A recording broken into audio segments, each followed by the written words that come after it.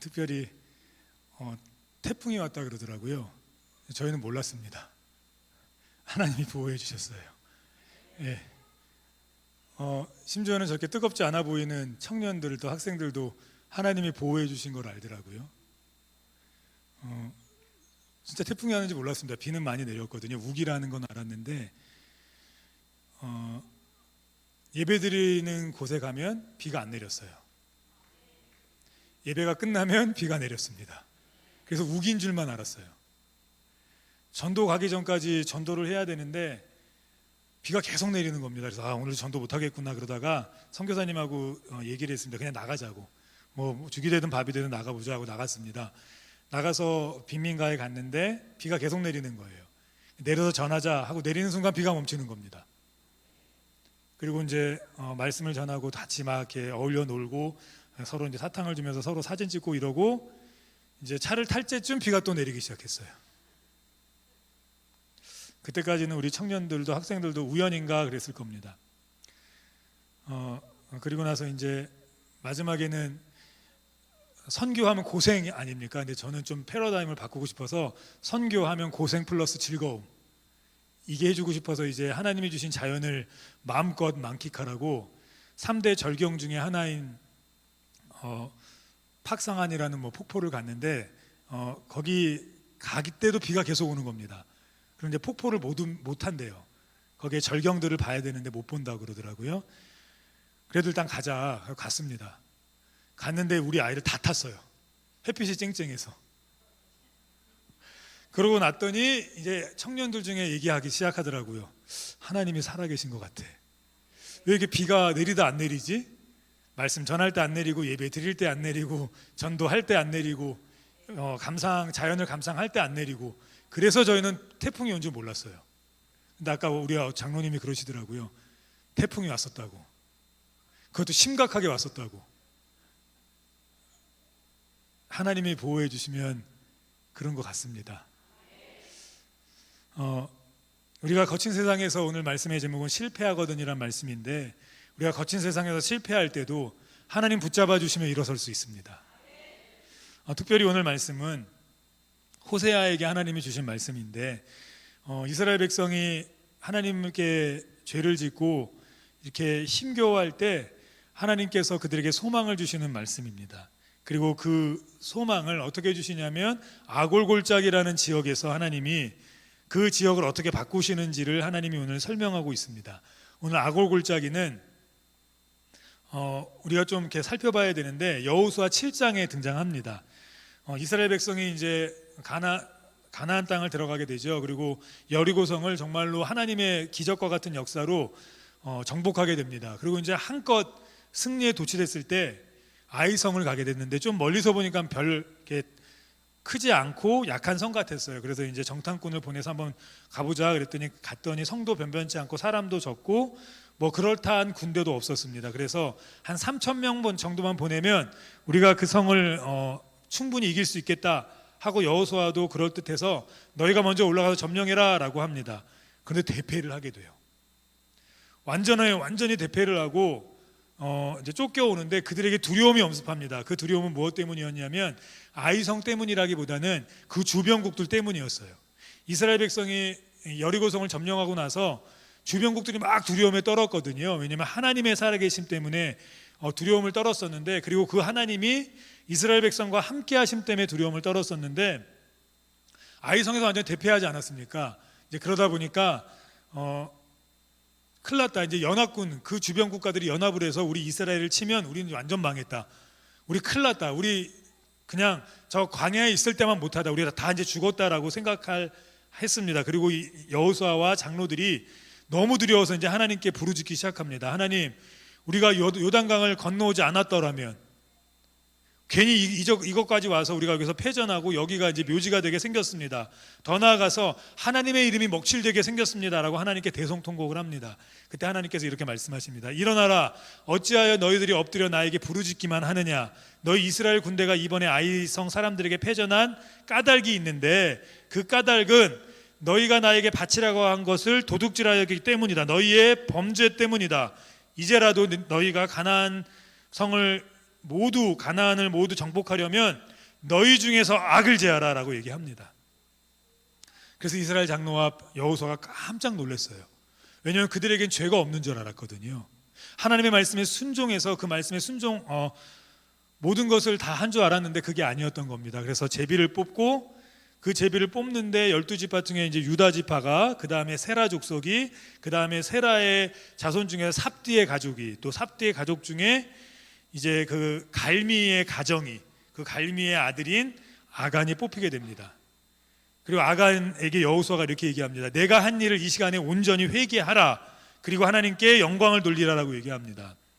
우리는 하나님께 영광 돌리는 것을 조금 다르게 생각하죠. 우리가 성공하면, 우리가 뭔가 잘하면 그렇게 해야만 우리는 하나님께 영광이 된다고 생각하는데, 하나님은 좀 다르게 생각하는 것 같습니다. 하나님은 언제 영광 받기 시작하십니까? 우리의 죄가 씻겨질 때 영광 받아요. 하나님은 언제 기뻐하십니까? 우리의 죄가 씻겨질 때 기뻐하세요. 근데 우리는 자꾸만 다른 쪽으로 가려고 합니다. 내가 죄를 지어서라도, 내가 하나님의 말씀을 어겨서라도 성공하면, 잘 되면, 하나님의 말씀을 어겨서라도 내가 그 무엇인가 이루어내면 하나님이 영광이 될 거라고 생각해요. 근데 하나님은 전혀 다릅니다. 우리가 하나님 앞에 회개할 때 하나님이 영광 받으세요. 그래서 아간이 뽑히고 아간에게 얘기합니다. 너 뭐 잘못했냐? 그랬더니 실토를 하지요. 좋은 외투 한 벌을 내가 숨겼고, 은 200세겔을 숨겼고, 50세겔의 금 중에서 그 한 덩이를 내가 숨겼다. 그리고 그것을 찾아오게 됩니다. 그리고 아간이 죽고 그가 가지고 있는 모든 재물이 불태워지고 그의 가족이 다 죽습니다. 그리고 그 지역이 바로 아골의 골짜기예요. 하나님의 이스라엘 백성의 범죄가 있던 곳, 그곳이 아골 골짜기입니다. 그리고 오늘 본문에 등장하는 그 아골 골짜기가 똑같은 아골 골짜기예요. 여기서 이 아골이란 말은 탈락 혹은 괴로움이란 뜻입니다. 다시 말해서 괴로움의 골짜기, 탈락의 골짜기예요. 그리고 하나님께서 이스라엘 백성을 언제 회복시켜 주셨습니까? 그들이 실력이 쌓아졌을 때 가나안 땅을 정복한 것이 아닙니다. 그들이 번성해졌을 때 가나안 땅을 정복한 것이 아니에요. 그들이 열심히 살 때 가나안 땅을 정복한 것이 아닙니다. 한 가지였어요. 아간의 악을 제할 때 하나님은 다시 이스라엘 백성으로 하여금 아이성과 그 다음에 헤브론성, 그리고 나서 한 성 한 성을 정복하여 가나안을 정복하게 하셨습니다. 우리 그리스도인들은 성공해야겠지만, 힘을 키워야겠지만, 정직해야겠지만, 그보다 앞서서 우리가 해야 될 것이 있습니다. 그것이 무엇입니까? 우리 안에 있는 숨겨진 죄들을 제하는 거예요. 하나님이 그걸 기뻐하세요. 숨겨진 죄, 하나님께 회개되어지지 못한 죄. 예수님이 이렇게 얘기하십니다. 너희가 목욕은 할 필요가 없다. 근데 너희의 발을 내가 씻기지 않으면 너희는 나와 상관이 없다. 우리의 죄가 없어졌지요. 그래서 우리는 천국에 갑니다. 하나님의 백성이 됐어요. 그런데 우리가 일상을 살아가면서 짓는 그 죄들이 없어진 게 아닙니다. 우리는 이 세상을 살아갈 때 하나님은 우리에게 죄인, 의인은 없다고 얘기해요. 근데 우리는 몰라요, 그거를. 특별히 그리스도인들은 모릅니다. 왜요? 구원 받았기 때문이에요. 10년, 20년, 짧게는 1년, 길게는 40년 이상을 성도로서 살아갔기 때문에 우리에겐 죄가 없다고 생각합니다. 그런데 예수님 말씀하세요. 내가 너의 발을 매일 씻기지 않으면 너는 나와 상관이 없다. 오늘 이스라엘 백성이 힘이 있기 때문에 아이성을 정복한 게 아닙니다. 힘이 있기 때문에 가나안 모든 땅을 정복한 게 아니에요. 그 모든 땅을 정복하게 하신 이는 누구십니까? 우리의 하나님이세요. 하나님 우리에게 주시기 원하십니다. 그 하나님 우리의 아버지세요. 그런데 하나님께서 우리에게 원하시는 것이 있습니다. 죄에 대한 해결이에요. 큰 죄가 아닙니다. 이스라엘 백성이 나라를 잃고 예루살렘이 다 멸망당하고 바벨론으로 잡혀갑니다. 거기서 70년을 다른 나라의 압박하에 노예처럼 살아가요. 근데 못 깨달아요. 아골 골짜기에서 살아갑니다. 괴로움과 힘겨움과 탈락의 골짜기에서 살아가요. 그 70년이 지나면서 깨달아요. 나는 유대인인데, 나는 하나님께 선택된 백성인데, 나는 선민인데, 나는 거룩한 백성인데, 나는 깨끗한 백성인데 나에게 왜 이런 어려움이 오지 하고 자신들의 죄를 보지 못해요. 그러다가 70년이 지나면서 깨닫게 됩니다. 그리고 회개하기 시작해요.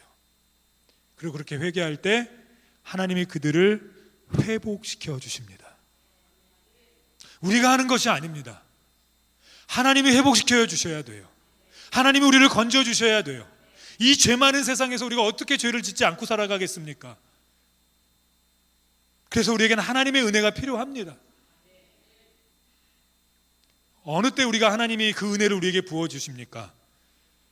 그 우리에게 있는 죄가 온전히 제해질 때예요. 그 전엔 우리에게 소망이 없습니다. 악올 골짜기예요. 괴로움의 골짜기예요. 고생의 골짜기예요. 민족의 장래가 없습니다. 나라의 장래가 없습니다. 우리 개인에게 장래가 없어요.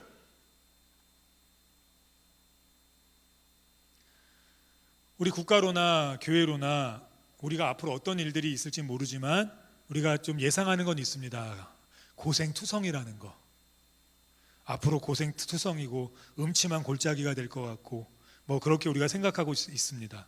근데 분명히 우리가 알아야 될 사실은 우리가 장래 이름 모르나 그리고 앞에 우리가 굉장한 고난과 어려움이 있을 것이라고 생각하지만 주님 나와 함께 계시고 주님 나를 인도하시고 주님 내 손 잡아주시면 그 어떤 상황 속에서도 우리는 축복을 받을 수 있고 우리의 가정도 교회도 민족도 국가도 복을 누릴 수 있다는 사실이에요. 하나님이 붙잡아 주시면 돼요. 앞으로 남아있는 몇 개월 동안 하나님 우리와 함께 하시면 의심할 것 없고 두려워할 것 없고 염려할 것 없습니다. 그런데 조건이 있어요. 여호와께서 오늘 하나님께서 여호수아에게 말씀하신 것과 똑같은 조건이에요. 일어나라, 어찌하여 엎드려 부르짖기만 하느냐. 너희 군대에 하나님의 물건을 도둑질한 자가 있는 고로 내가 너희를 떠난 것이다. 그것을 없이 하라. 죄를 없이 하라. 하나님이 우리에게 원하시는 건 성공하는 것이 아니에요. 하나님이 원하시는 건 죄를 없이 하는 겁니다. 하루아침에라도 하나님 바꾸시면 성공할 수 있어요. 하루아침에라도 하나님 바꾸시면 건강해질 수 있어요. 하루아침에라도 하나님이 바꾸시면 하나님 모든 것 주실 수 있어요. 핵심은 우리가 아니에요. 하나님입니다. 근데 하나님이 원하시는 것이 있습니다. 죄를 없이 하라. 그것이 하나님이 우리와 함께 하시는 조건입니다. 이 어린아이들이 의인입니까? 아니에요. 죄인이에요. 40년을 교회를 다녔었다고 우리가 의인입니까? 아니에요. 죄인이에요. 아간을 돌로 쳐 죽이고 그가 가진 모든 것들을 불사르고 그의 가족을 다 죽인 것 너무 과하다고 생각됩니다. 근데 하나님께서 그것을 통해 보여주시고자 한 것이 있어요. 죄를 제해야 된다는 것이에요. 완벽하게 제해야 돼요. 마태복음 18장 8절에 보면 이런 말씀이 있습니다. 만일 내 손이나 내 발이 너를 범죄하게 하거든 찍어내어 버리라. 장애인이나 다리 저는 자로 영생에 들어가는 것이 두 손과 두 발을 가지고 영원한 불에 던져지는 것보다 나으니라. 만일 내 눈이 너를 범죄하게 하거든 빼어내버리라. 한 눈으로 영생에 들어가는 것이 두 눈을 가지고 지옥불에 던져지는 것보다 나으니라. 이거 정말 자르라는 겁니까? 아니죠. 제하라는 거죠. 죄를 제해버리라는 겁니다. 그래야 하나님이 역사하신다는 거예요. 거친 세상을 우리가 살아갑니다. 앞으로도 더 거칠어질 것을 우리가 알아요. 우리 아이들이 더 거친 세상에서 살 것을 우리는 압니다. 그래서 걱정하고 미안해합니다. 더 좋은 세상을 물려줘야 되는데 근데 더 좋은 세상은 없어요. 성경은 분명하게 얘기해요. 더 악해질 것이고 더 험난해질 것이고 더 살기 힘들어질 것이고 더 공궁해질 것이다. 그런데 그들 가운데 하나님이 붙잡아 주시는 사람은 축복 속에 살아갈 수 있습니다. 거친 세상에서 우리 그리스도인이 실패하는 여러 가지 이유가 있겠지만 그 중에 우리가 가장 큰 이유는 무엇 때문입니까? 바로 죄 때문이에요. 40년 믿었다고 죄가 없어지는 것이 아닙니다. 열심히 살아간다고 죄가 없어지는 것이 아니에요. 히브리서 12장은 믿음의 우리 선진들에 관한 이야기입니다. 선진들이 어떻게 축복받았고 어떻게 세상을 이겨냈고 어떻게 그들이 하나님의 영광을 위해 살아갔는지를 아주 자세하게 묘사하고 있습니다. 그런데 그 12장 1절 첫 구절을 이렇게 시작하고 있습니다. 우리 같이 읽겠습니다. 이러므로 우리에게 구름같이 둘러싼 허다한 증인들이 있으니 모든 무거운 것과 얽매이기 쉬운 죄를 벗어버리고 우리를 둘러싼 수많은 하나님의 백성들, 증인들이 있답니다. 축복받은 증인들이 있고, 거친 세상에서 이겨낸 증인들이 있고, 힘겨운 세상에서 기쁨으로 살아간 증인들이 있고, 어려운 세상에서 평안으로 살아간 증인들이 있대요. 근데 그들이 똑같이 얘기하는 증언이 있습니다. 그것이 무엇입니까? 죄를 벗어버리라는 거예요. 죄를 벗어버려야 하나님의 은혜 속에 살아갈 수 있습니다. 그런데 이 말씀을 오늘 두 가지로 설명합니다. 모든 무거운 것과 얽매이기 쉬운 죄. 그런데 이것은 사실은 한 단어입니다. 무거운 것, 그것은 곧 얽매이기 쉬운 죄. 다시 말해서 죄는 우리의 삶을 무겁게 해요. 오늘 아골골짜기와 같이 고통스럽게 하고 괴롭게 하고 힘겹게 하는 게 죄예요. 우리 눈에 보이지 않는 신발을 신고 있는 발과 같아서, 아간이 보이지 않는 곳에 숨긴 그 죄와 같아서 우리 눈에 보이지 않아요. 그래서 느껴지지 않습니다. 그런데 왜 이렇게 삶이 무겁지요? 왜 이렇게 헌신하는 게 힘들지요? 왜 이렇게 교회에서나 세상에서 살아가는 게 왜 이렇게 무거운 짐을 진 것만 같습니까? 예수님 분명하게 말씀하셨어요. 내 짐은 쉽고 가벼움이라. 물론 십자가를 지는 삶이 쉽겠습니까? 어렵습니다. 힘들 거예요. 그런데 힘들지만은 않습니다. 그 가운데 하나님이 복이 임할 거고, 그 가운데 하나님의 은혜가 있을 거고, 그 길 가운데 하나님의 축복이 있을 거예요. 그런데 죄가 있으면 무거움만을 경험합니다. 신앙생활을 해도 무겁고, 직분을 감당해도 무겁고, 헌신해도 무겁고, 좀 올 때는 무겁게 오지만 우리가 예배드리고 나갈 때는 좀 이렇게 기쁨으로 나가야 되지 않겠습니까? 이게 죄송합니다. 이렇게 리프레시 돼요. 다시 프레시하게 나가야 되지 않겠습니까? 힘을 얻고 나가야 되지 않겠습니까? 세상에서 이렇게 일하는 건 조금 무거워도 헌금위원하면서 이렇게 힘을 얻고, 성가대하면서 힘을 얻고, 헌신하면서 힘을 얻고, 이렇게 좀 하나님의 은혜가 우리에게 임해야 되지 않겠습니까? 그런데 무거워요. 성경은 우리의 삶을, 그리스도인의 삶을 치열하다고 얘기합니다. 경주라고 얘기를 해요. 근데 이 경기장에 나가는 선수들을 보면요, 이렇게 음식 조절을 많이 하더라고요. 체급 조절이라고 하죠.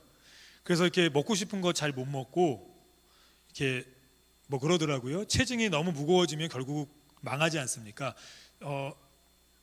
체급이 있는 그런 경기에서는 등장하지도 못해요. 탈락해요.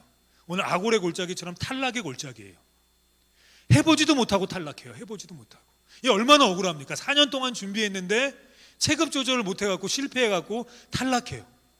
우리 열심히 살아가는데 맛도 못 보고 탈락해요. 근데 그게 우리의 잘못이 아니라 이 죄 때문이라는 것입니다. 얽매이기 쉬운 죄, 이 무겁게 하는 죄, 우리의 삶을 무겁게 억누르는 것은 죄예요, 죄. 무게를 없애기 위해서 이 경기 달리기, 특별히 달리기 하는 사람들은 무거운 옷을 입지 않지요. 이렇게 좀 우리가 민망할 정도로 육상 선수들 보면 딱 붙은 옷 입지 않습니까? 그게 몸매를 자랑하기 위한 것입니까? 아니지 않습니까? 특수한 옷이죠. 가장 가볍게 할 수 있는, 몸에 가장 편안함을 주면서 가볍게 할 수 있는 재질로 만들어진 옷이에요. 신발도 그냥 우리가 신는 뭐 명품 신발 신습니까? 그 정도 아니죠.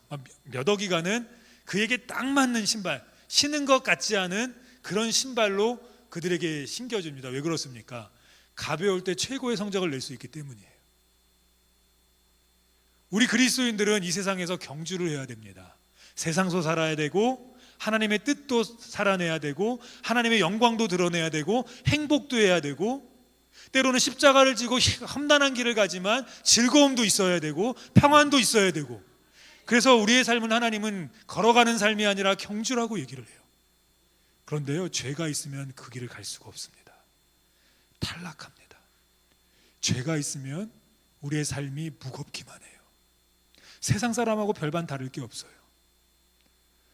이거를 해도 무겁고, 예배를 드려도 무겁고, 직분을 감당해도 무겁고, 뭘 해도 무거워요. 왜 그런지 몰라요. 왜 그렇습니까? 얽매이기 쉬운 이 죄를 벗어버리지 않았기 때문이에요.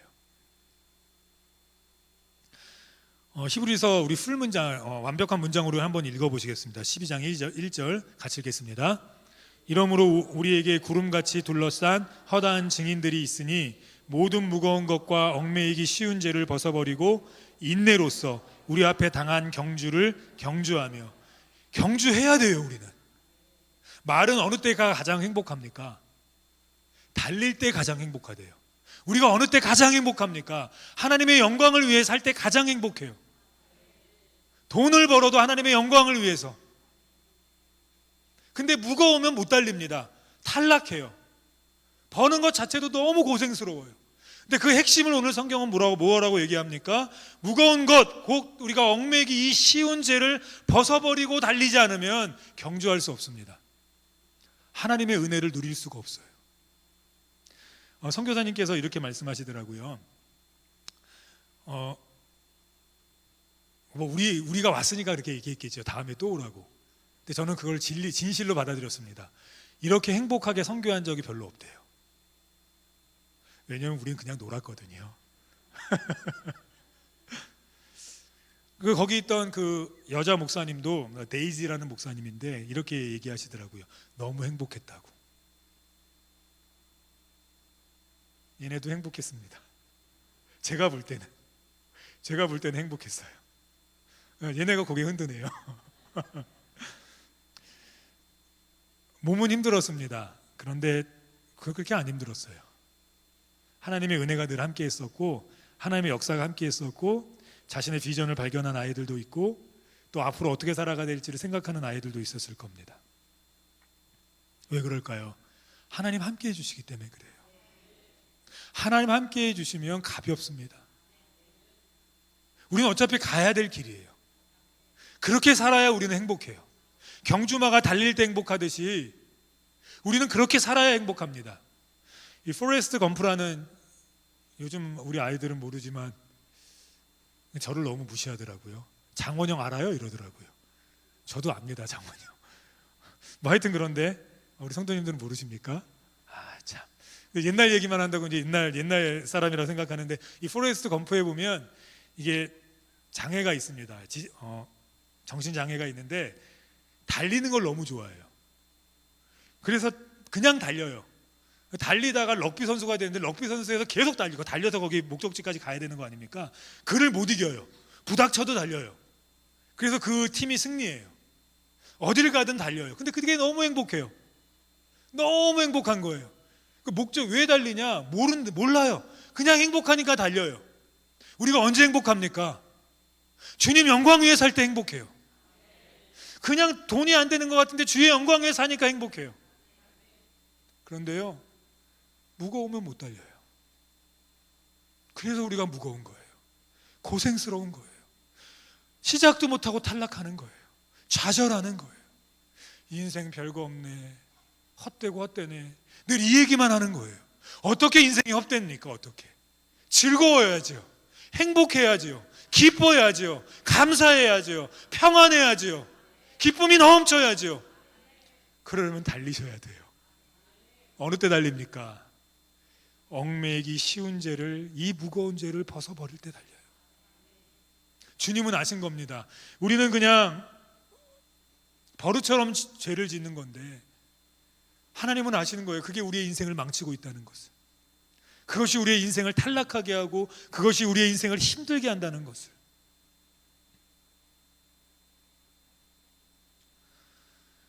이 얽매이기 쉬운 죄라는 거는 여기 히브리서에 딱 한 번 등장합니다. 그러니까 되게 새로운 단어예요. 그래서 이제 여러 신학자들이 이제 번역 사본, 그러니까 이런 단어가 쓰였던 다른 책들, 소설이나 그 당시의 문학들을 살펴봤더니 거기에 이렇게 번역되었다고 합니다.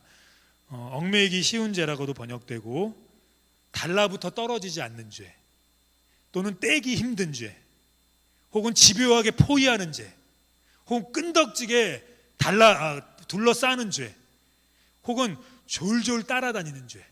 이게 얽매이기 쉬운 죄예요. 우리가 살인합니까? 살인 안 하시잖아요.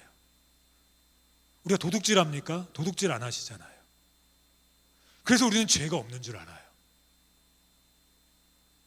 그래서 이걸 어떻게 설명할까 고민했는데요, 이 노아의 예를 들면, 노아는 참 신앙인 아닙니까? 하나님과 함께한 의로운 사람이었어요. 하나님이 인정한 의로운 사람이었는데 방주를 짓고, 그런데 좀 포도주를 좋아했습니다. 그 당시엔 괜찮아요. 왜냐하면 물 대신 포도주가 그들의 음료였기 때문에요. 근데 하나님의 영광을 돌리지 못할 정도까지 마시면 안 되는 것이었어요. 너무 기쁜 나머지 알코올릭은 아니었지만 너무 마셨어요. 수학이 잘 돼서. 그래서 어떻게 됐습니까? 근친상간을 하죠. 죄가 아닙니다.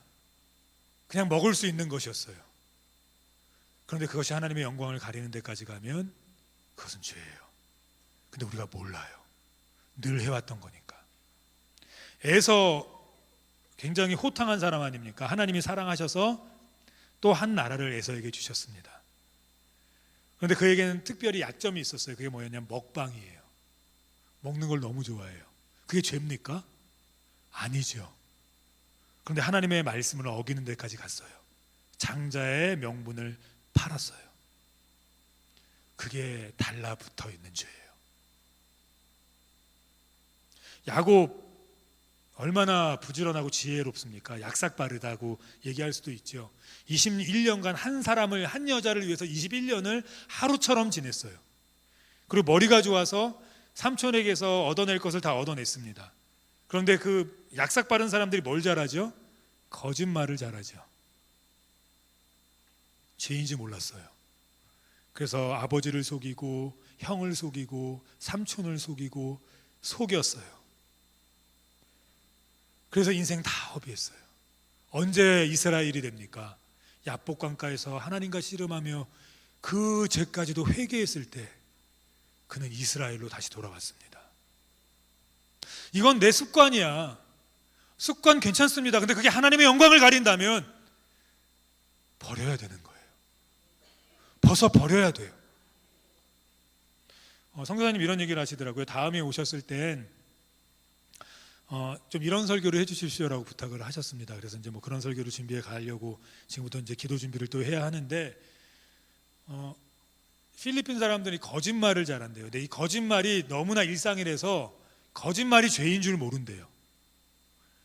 그런데 나라도 그렇대요. 그래서 부정부패가 심하다고 합니다. 그런데도 괜찮아요. 늘 그렇게 살아왔으니까. 그래서 이것을 죄라는 걸 깨우칠 곳은 교회밖에 없대요. 안 그러면 이들이 하나님께 복받을 방법이 없는 겁니다. 이걸 띄어내야 되니까요. 그것과 가능. 거기서는 모계사회 아닙니까? 그래서 여자들이 돈도 벌고 가정도 지키고 다 여자 중심으로 움직여요. 남자가 씨바지는 아니고 씨 뿌리는 사람입니다. 그러고 그냥 여기저기에 씨 뿌리고 다녀요. 뭐 그렇다고들 해요. 근데 그게 죄인 줄 몰라요. 다 그렇게 사니까. 그래서 그 음란이 죄라는 것을 얘기해야 된대요. 근데 그걸 교회밖에 못한대요. 그 얽매이기 쉬운 죄를 벗어버리지 않으면 계속 필리핀은 얽매인 채 살아갈 겁니다. 제가 가장 부러웠던 거는요, 여길 봐도 애기, 저길 봐도 애기, 저길 봐도 애기, 뒤를 돌아봐도 애기예요. 와, 젊은 사람 투성이에요. 이게 너무 부러웠어요. 너무. 그래서 제가 우리 청년들에게 가스라이팅을 하는 중입니다. 너네는 무조건 3명 이상이다. 그래서 얘네는 당연히 알아요. 결혼할 친구들은 나는 3명 이상이야.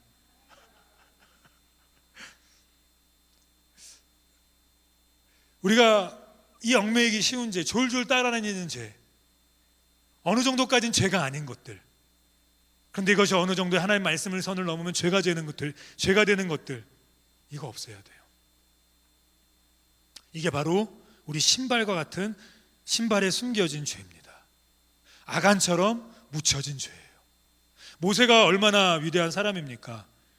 그런데 성질이 좀 급했어요. 이 성질 급한 거 참 좋거든요. 빨리빨리 일을 처리하니까. 그런데 그것이 하나님의 말씀까지 넘어버렸습니다. 반석을 향하라는 것을 반석을 2번을 쳐버렸어요. 그리고 모세는 그것 때문에 가나안을 들어가지 못합니다. 성격 급한 게 죄입니까? 근데 그것이 하나님의 말씀을 넘어가면 죄예요. 이게 우리를 얽어매는 거예요. 사울왕 하나님도 인정하고 백성들도 인정, 키가 훤칠했고 외모가 좋았고 모든 것이 좋았습니다. 둥글둥글했어요. 근데 한 가지 안 좋은 게 있었어요. 시기하는 거. 남이 잘 되면 부러워하는 게 좀 컸습니다.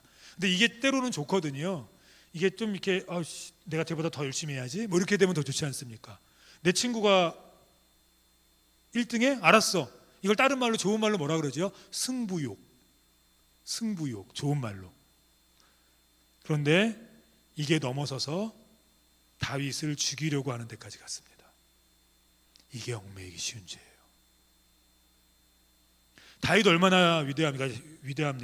위대한 정치가요, 군인이요, 문인이요, 시인이요, 정이 많은 사람이었습니다.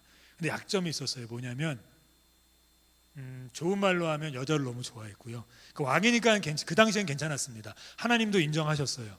왕이니까 번성해야 되니까. 그런데 하나님이 금기시한 게 있었습니다. 남편이 있는 아내, 그 둘은 한 몸이니까. 근데 정욕이 불타서 그 선을 넘어버렸어요.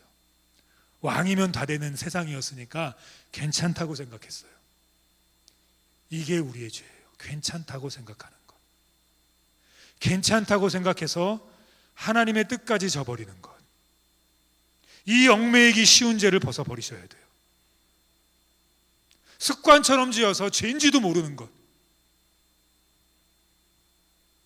사람마다 다르겠지요. 어떤 사람은 정욕일 수 있고, 어떤 사람은 허영심일 수 있고, 어떤 사람은 탐욕일 수 있고, 어떤 사람은 자랑일 수 있고, 어떤 사람은 게으름일 수 있고, 어떤 사람은 시기일 수 있고, 어떤 사람은 미움일 수 있고, 어떤 사람은 거짓말일 수 있고, 어떤 사람은 험담일 수 있고, 어떤 사람은 불평일 수 있고, 어떤 사람은 많을 겁니다. 우리가 어떻게 불평하지 않겠습니까? 어찌 미워하지 않겠습니까? 그런데 그것이 하나님의 말씀까지 넘어서 버리면 안 돼요. 나를 졸졸 따라다니는 이 습관과 같은 죄, 이거 벗어버려야 경주할 수 있습니다. 제가 미국에 있을 때는 이게 침례교를 다녔습니다. 왜냐하면 침례교가 장로교에 가장 근접한 교회였거든요. 그래서 침례교를 다녔는데 그 침례교에서 제가 너무 인상 깊었던 것은, 우리는 이렇게 물 한 잔 이렇게 해서 이렇게 세례하지 않습니까? 거기는 이제 세례식 할 때 이 앞에다가 앞에 유리로 투명으로 된, 그리고 이렇게 관처럼 높은데 사람이 이렇게 퐁당 빠질 수 있는 그것을 놓고요. 침례하면 이제 교회에서 의복을 준비하고 세례 받는 사람들을 그 몸 전체를 물에 확 담갔다 이렇게 일으켜요. 완전히 생지가 돼, 물에 빠진 생지가 됩니다. 저는 그게 너무 인상 깊었어요. 예수의 피가 우리를 온전히 씻겨 주셨다라는 의미예요. 근데 어떤 성도가 주머니에 잠깐만요 그러더니 주머니에 있는 뭐를 이렇게 놓더랍니다. 놓았습니다. 근데 그게 뭐였냐면 지갑이었어요. 그랬더니 목사님께서 안 됩니다. 지갑도 빨리 주머니에 다시 넣으십시오 라고 얘기했어요. 왜요? 라고 물어보니까 그 돈까지도 세례받아야 됩니다. 왜 그렇죠? 잘못 쓰면 죄가 되지 않습니까? 잘 쓰면 영광이 되지만. 맞아요. 우리가 갖고 있는 것들이 어떻게 나쁜 것이겠습니까? 근데 잘못 쓰면 죄가 돼요. 근데 몰라요. 늘 그렇게 살아왔기 때문에. 세상은 늘 그렇게 사기 때문에. 근데 수많은 증인들이 얘기합니다. 얽매이기 쉬운 그 죄를 벗어버리면 경주할 수 있다. 하나님 영광 위에 살 수 있다. 행복하게 살 수 있다. 기뻐하며 살 수 있다. 사도행전 2장 38절에 보면 이렇게 얘기합니다. 베드로가 가로되 너희가 회개하여 각각 예수 그리스도의 이름으로 세례를 받고 죄 사함을 얻으라. 그리하면 성령을 선물로 받으리니. 어느 때 하나님이 함께 역사하십니까? 성령을 선물로 받는다는 무슨 말입니까? 하나님께서 함께 하시겠다는 거 아닙니까? 하나님께서 어디를 가든지 역사하시겠다는 거 아닙니까? 하나님께서 어디를 가든지 보호하시겠다는 거 아닙니까? 하나님께서 어디를 가든지 일으키시겠다는 거 아닙니까? 언제 그렇게 하십니까? 죄 사함 받을 때. 얽매이기 무거운 것, 내 영혼을 짓누르는 것, 내 삶을 짓누르는 것, 내 정신을 짓누르는 것, 그래서 더 이상 움직일 수 없게 만드는 이 무거운 죄 해결할 때 하나님의 역사가 나타납니다. 특별히 11월 말 미리 말씀드리는 이유는 성도님들 중에 가기를 원하시는 성도님들이 계시다면 지금부터 휴가를 맞추시거나 자영업 하시는 성도님들은 맞추셨으면 좋겠습니다. 특별히 권사님들 중에 먼저 가실 겁니다.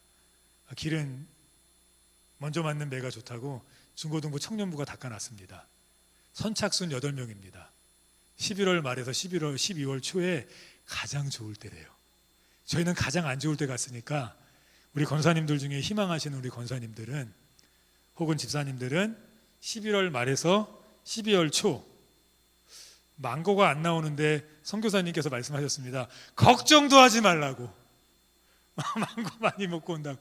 얘네들 맨 처음에 갔는데요, 망고철이 아닌 겁니다.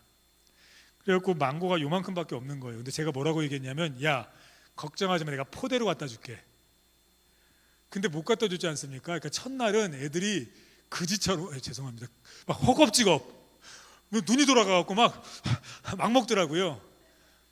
마지막 날은요, 거들떠 보지도 않아요. 배 터지게 먹어갖고. 하나님이 배 터지게 먹이셔요. 주님의 일 하러 가면요, 또 하나님이 책임져 주세요. 하나님이 우리에게 두 가지 주셨어요. 교회 안에서는 말씀으로 가르치고, 예수로 구원받고, 믿음으로 성장하고, 이 땅에서 하나님의 복을 세상에 보여주고, 하나님이 어떤 복을 주시는지, 또 세상에서는 어떻게 살아야 됩니까? 전도하고 선교하고. 그럼 하나님이 반드시 책임지세요. 11월 말입니다. 11월 말 8명밖에 안 받습니다. 8명. 그러니까 나는 가고 싶은데 직장 때문에, 나는 가고 싶은데 사업 때문에, 나는 가고 싶은데 이젠 돈이 없어서. 기도하십시오. 하나님 부어주세요. 진짜인데. 저희 아이들 먹고 싶은 거 다 먹고 왔는데요, 돈은 반도 못 냈는데 우리 성도님들이 주신 찬조금이 넘치진 않았고 딱 맞게 주셔서 아주 잘 갔다 왔는데, 가셔야 돼요. 복음 증거하셔야 돼요. 하나님 말씀 선포하셔야 돼요. 정말 하나님 역사하세요. 말씀을 정리하겠습니다. 남들에게는 악을 골짜기입니다. 죽음의 골짜기예요. 탈락의 골짜기예요. 괴로움의 골짜기예요. 그런데 그 얽매기 쉬운 죄를 예수 그리스도의 능력으로 벗어내면 그것이 소망의 문이 됩니다. 세상에 희망이 없어요. 내일 더 희망이 없어요. 우리 자녀들이 사는 세상 더 희망이 없어요. 악골골짝이에요. 그러나 악골골짝 빈들에도 우리는 경주하며 복음 들고 갈 수 있습니다. 내가 얽매기 쉬운 죄를 벗어버리면 그 골짜기가 소망의 골짜기가 될 거예요. 그 골짜기가 기쁨의 골짜기가 될 겁니다. 그 골짜기가 물이 흘러넘치는 골짜기가 될 거예요. 우리가 가는 곳마다 물이 흘러넘칠 겁니다. 내가 있는 곳마다 물이 흘러넘칠 거예요. 제가 하는 얘기가 아닙니다. 하나님이 말씀하셨어요. 그게 오늘 본문이에요. 2장 15절 다시 읽고 우리 마치겠습니다. 거기서 비로소 그의 포도원을 그에게 주고 아골 골짜기로 소망의 문을 삼아 주리니 그가 거기서 응대하기를 어렸을 때와 애굽 땅에서 올라오던 날과 같이 하리라. 기뻐함이 넘친답니다. 자유가 넘친대요. 우리 이런 은혜로 살아야 되지 않겠습니까? 하나님이 주시는 은혜로 살아야 되지 않겠습니까? 하나님이 주시는 그 축복 갖고 살아야 되지 않겠습니까? 하나님 살아계십니다. 우리가 경주하기 원해요. 기도하시면서 얽매이기 쉬운 죄, 습관처럼 나도 모르는 죄, 숨겨진 죄들을 하나님 앞에 세례받음으로 회개되어짐으로 해결받는 놀라운 한 주 되시기를 주님의 이름으로 축원합니다.